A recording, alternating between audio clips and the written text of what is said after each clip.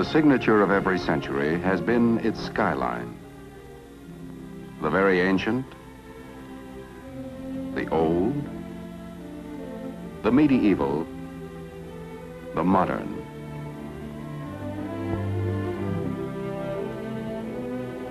Imprints of man's never-ending path of progress, silhouetted against the ageless canvas of the sky. Our day, our times, our signature, our skyline. Metal fingers beckoning to the invisible, calling to sound the ear cannot hear, and sight beyond the range of the unaided eye. Our era, the era of television. The dream of television had persisted for centuries. The human eye is a miraculous instrument, perceptive, sensitive, forever tuned to the pulsating wavelengths of light. Yet the eye is hemmed in by horizons. It cannot see over a hillside or beyond the haze of distance. To extend the range of human eyesight, man developed marvelously sensitive instruments, binoculars.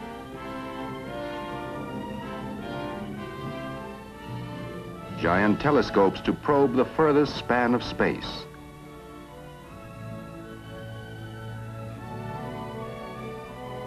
But always there were barriers, distance. Could man fling pictures to the sky and gather them in at a distant point? It was a provoking challenge.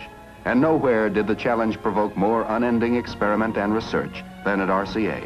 As far back as the 1920s, two men took up this challenge. They shared the irresistible dream of television.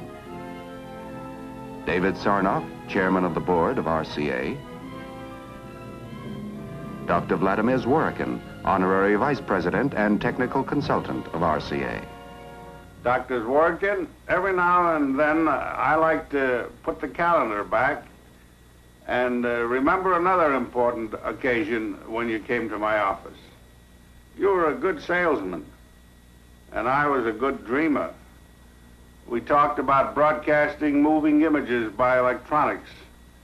And I remember that I asked you what it would cost to develop an all-electronic television system. Do you recall your estimate? Of course I remember. I asked something like $100,000. Your estimate missed by quite a bit. It cost RCA more than $50 million to create, develop, and introduce America's first all-electronic television system. And since that time, as you know, RCA has spent another $70 million to pioneer and develop the compatible color television system. But how well that money was spent. We succeeded in extending human sight far beyond the horizon. Yes. This is wonderful thing about television. The extension of our sight. You are better acquainted with this progress, General, than anyone because of your participation and leadership in so many phases of television development. It was nearly 30 years ago when I came to your office with that tube, the first eye of television. Yes, I well remember it. Nearly 30 years ago. And what a great invention this tube has become. It certainly has fulfilled its destiny. Well, General, this is the grandfather of the pickup tube. Do you want to see the newest grandchild? Well, I'm all for grandchildren. Let's have a look at it. Well, here it is. Well, this certainly looks very interesting. What do you expect this grandchild to do? Well, that's what we call miniature Vidicon. And I hope eventually it will replace all the existing pickup tubes for all the purposes. Well, that's very interesting and certainly very promising, because what we need to do is to reduce the size and the cost of these components so that television, color television, both at the transmitting and the receiving end, may be within the reach of everyone. That is my hope. The turning point came in 1923 when Dr. Zworykin invented the iconoscope. This tube, after years of further development, became the image orthicon, the electronic eye of the modern television camera.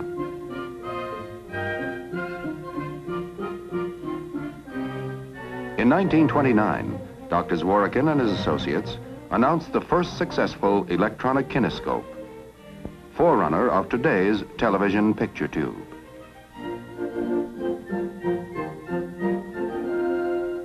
The circuit was complete. All electronic television was achieved. It worked. How? The lens of the television camera acts like the iris of the human eye.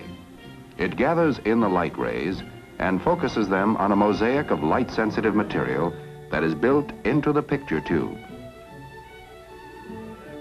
The light-sensitive material converts the light into electrical impulses, a reaction varying with the strength of the light. The optic nerve of the camera picture tube is the electron beam, controlled by electromagnets. The beam scans the picture which is on the plate in rapid sweeping motions from side to side, from top to bottom. When the beam hits the image, it loses varying amounts of electrons and then bounces back to the opposite end of the picture tube, where it is amplified millions of times.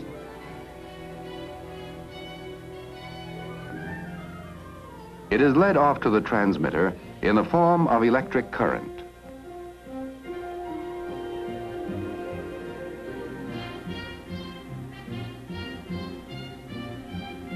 The signals are broadcast as radio impulses into space.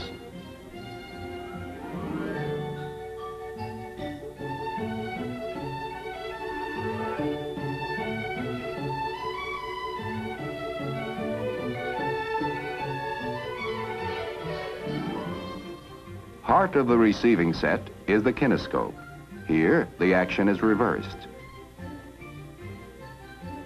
The stream of electrons, synchronized perfectly with those of the camera tube, literally paints the picture information on a chemically treated screen line by line. The glow is bright when the beam is strong, less bright when it is weak. Thus, the picture is reassembled. 1931.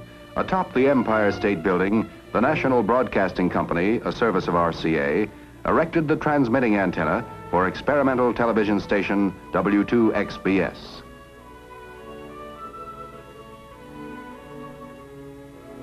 Now, RCA's technicians and scientists tackled the next goal, improvement of picture quality. Hitherto, using a mechanical process, the best that could be transmitted was a crude signal of 60 scanning lines. RCA turned to the new science of electronics, discarded the mechanical spinning disc, and soon doubled, tripled, then tripled again the scanning lines. Now television was really on its way. In 1937, television strode out of the studio with mobile vans developed by RCA and NBC, versatile, self-sustaining. New eyes, new vision for the world. A man could sit at home, yet his eyes could scan the countryside. A bright new era dawning, a new dimension in communications. Distance reduced to microwaves, walls, barriers, mountains erased. Television, the ultimate triumph in man's search for sight beyond the range of the human eye. 1939. Television is ready to make its official public debut. The setting could hardly be more perfect. The New York World's Fair. Its theme, the world of tomorrow. And the world of tomorrow became the world of today. The RCA exhibit building, where on April 29, 1939, David Sarnoff stated, "We have added radio sight to sound." NBC cameras probed, explored, scrutinized. Viewers watching the 3,000 television sets then in New York saw the first president ever televised, Franklin D. Roosevelt, officially opening the world of tomorrow.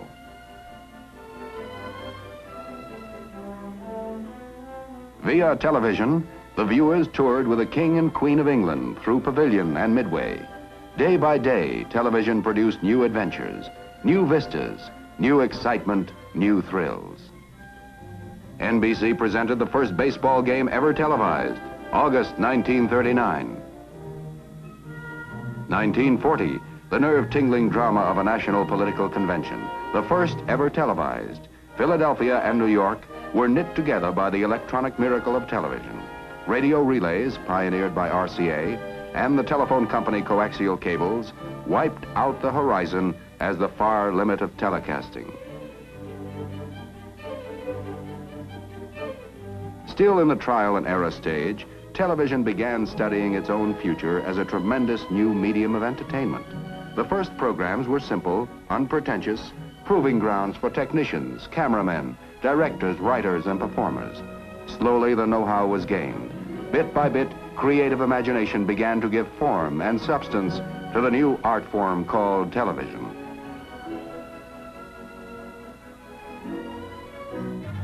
(1941), a fateful year, war, and the beginning of a 4-year blackout for commercial TV. And television enlisted for the duration. Research went forward at war tempo. At RCA's David Sarnoff Research Center, Princeton, New Jersey, 24-hour shifts explored every corner of the new world of electronics.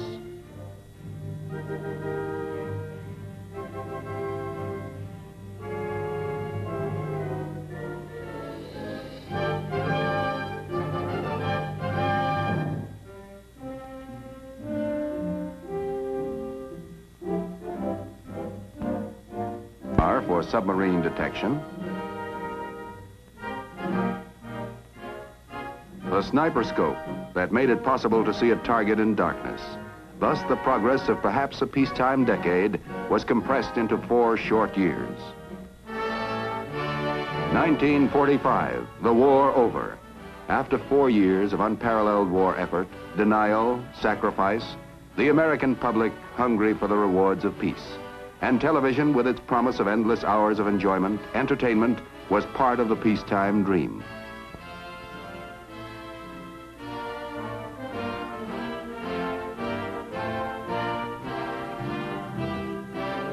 RCA, although 1949, an historic television first, a presidential inauguration. As Harry Truman took the oath, the event was a dynamic industry employing more than 1 million. Television, an unparalleled blending of science and art, invention and engineering, private incentive and public service.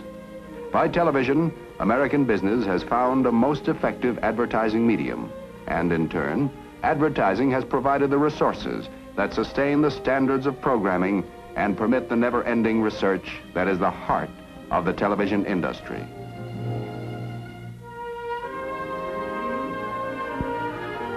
Television servicing alone has become a major industry, employing nearly 100,000 people.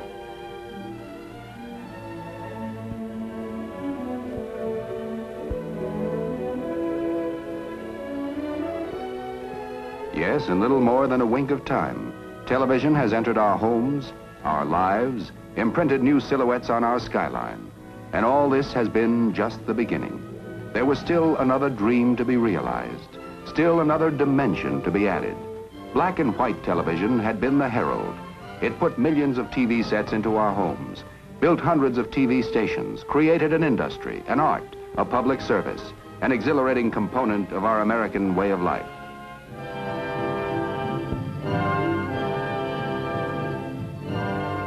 It provided the foundation for the next giant step forward.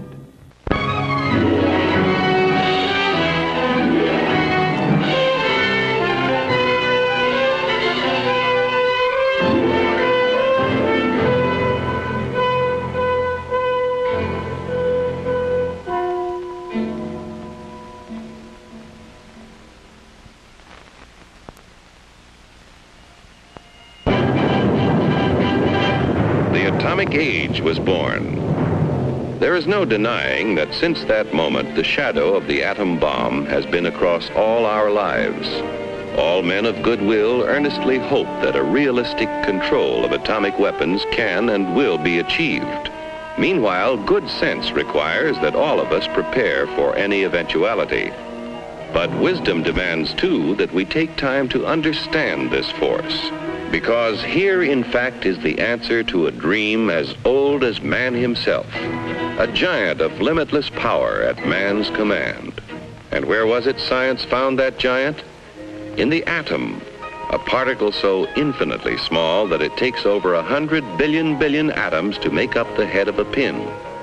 Just as other millions and quadrillions of atoms are the tiny building blocks which make up everything in the world. Ships, and shoes, and sealing wax, and cabbages and kings.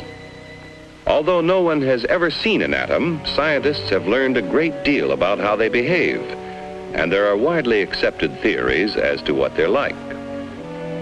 Let's start by meeting a leading authority on the subject, Dr. Atom. Now, observing the professor himself, we can see that his structure resembles, in many ways, something almost as vast as the atom is small, the solar system. And there are certain similarities. Here is the center with electrons in surrounding orbits. But whereas the planet's movement of electrons is slightly different, there are other differences too. Hey, hold it! Thank you. Now, the solar system together is electrical. The electrons, which are negative, are attracted by the protons, which are positive, and vice versa. But here in the nucleus are other particles with no electrical charge, called neutrons. Very important characters, too, as we shall see. And equally important when it comes to atomic energy is what scientists call the atom's binding force. It's a kind of cosmic glue holding the nucleus together. This, then, is a single atom, but certainly not all atoms are alike. There are in nature more than 90 basic elements, which is science's term for families of atoms. To scientists, the atoms of the individual atom families, or elements, are identified by number.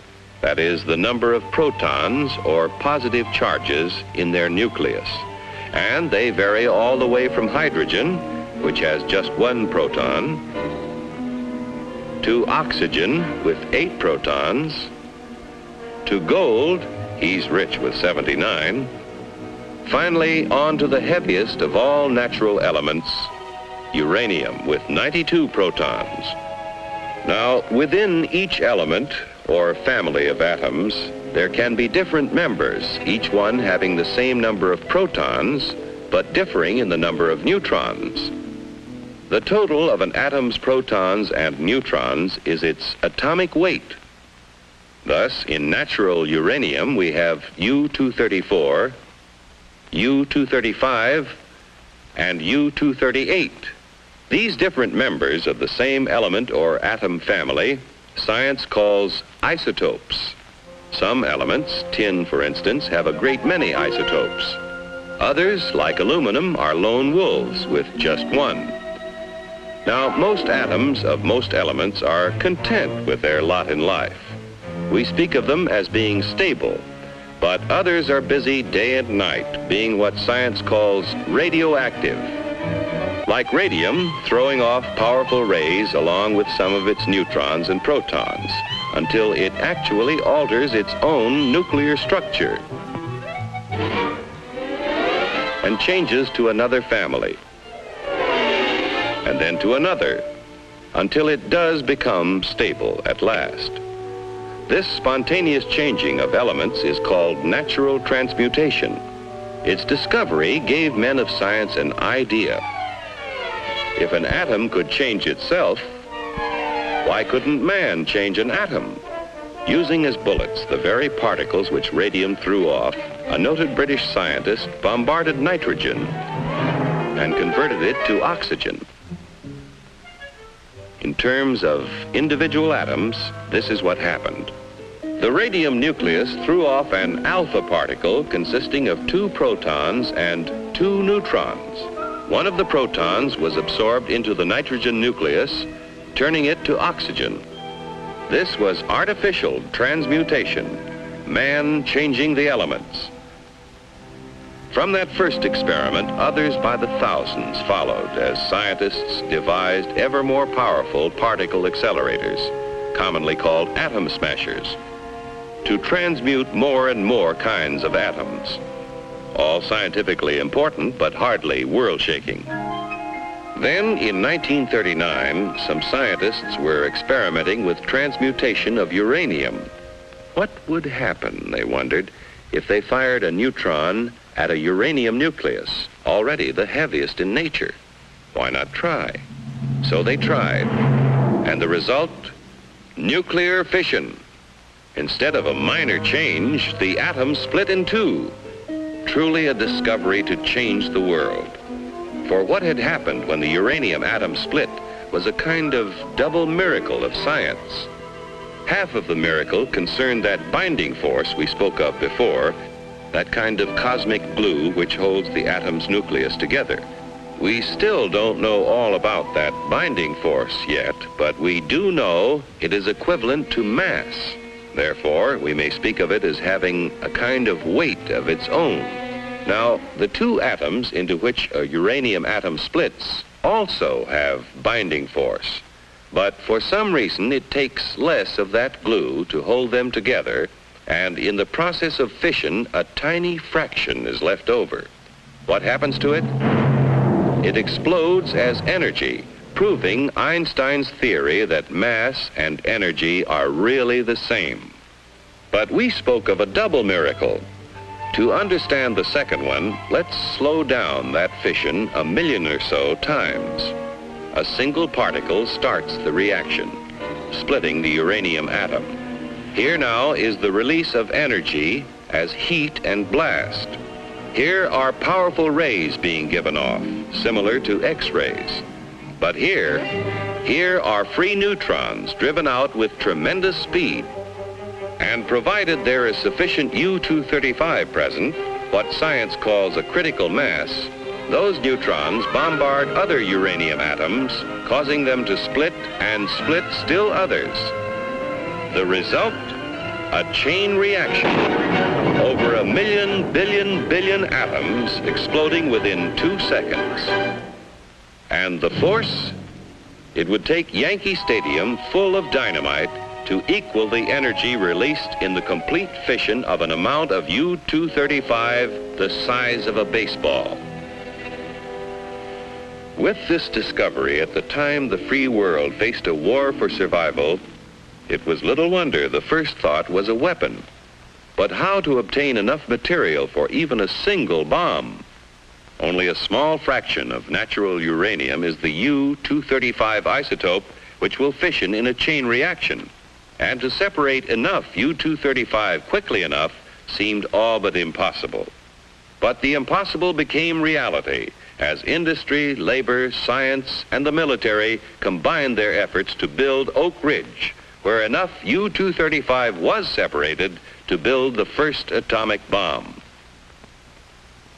At Hanford, Washington, another impossible project proved possible when a huge plant was built for the mass production of the artificial element plutonium. This process involves what may be called the furnace of atomic energy, the reactor pile.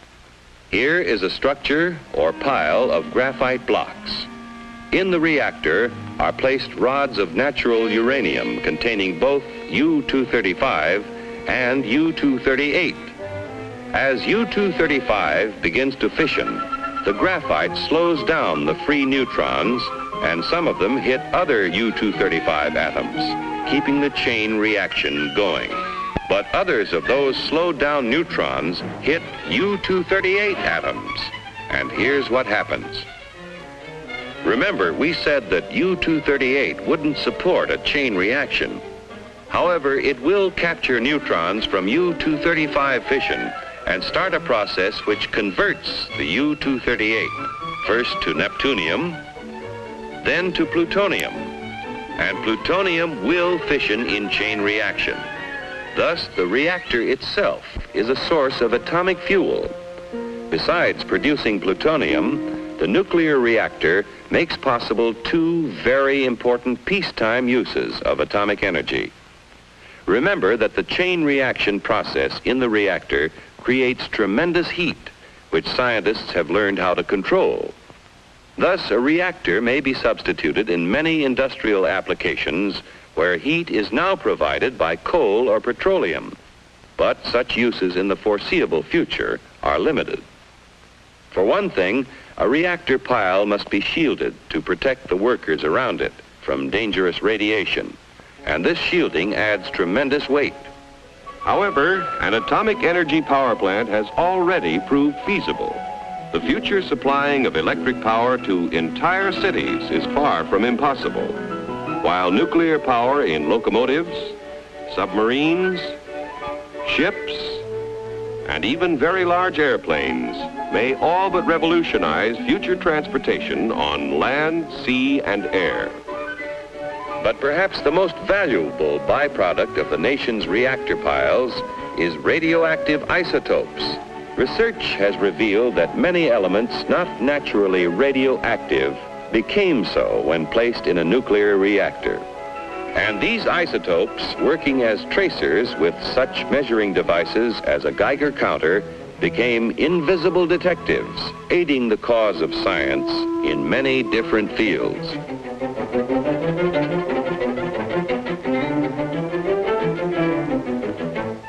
In agriculture, isotopes are now used to test such things as the effect of fertilizers on plant growth and the proper timing for their use, helping to assure bigger and better yields from tomorrow's farms.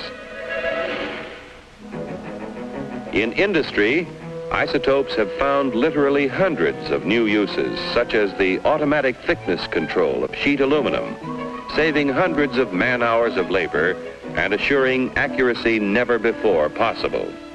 In the fields of medicine and biochemistry, isotopes are performing near miracles of diagnosis and discovery. With radioactive sodium, doctors are solving more of the seeming mysteries of heart disease and circulatory disturbances. Radioactive phosphorus has been used to locate tumors in the brain and greatly simplify operations for their removal. Iodine-131 finds one of many uses in revealing conditions of the thyroid, and there are many more. New ways of using isotopes are being discovered constantly through the tireless work of modern pioneers in such fields as chemistry, metallurgy, medicine, and biology. Truly, the superpower which man has released from within the atom's heart is not one, but many giants. One is the warrior, the destroyer. Another is the engineer, seeking to provide vast quantities of energy to run the world's machines. Another is the farmer, helping to better feed tomorrow's world. Still another is the healer, helping to diagnose and cure the sick. And the last is the research worker, working on in the fields of pure science to reveal more of the mysteries of the universe. But all are within man's power, subject to his command. On man's wisdom, on his firmness in the use of that power, depends now the future of his children and his children's children in the new world of the atomic age.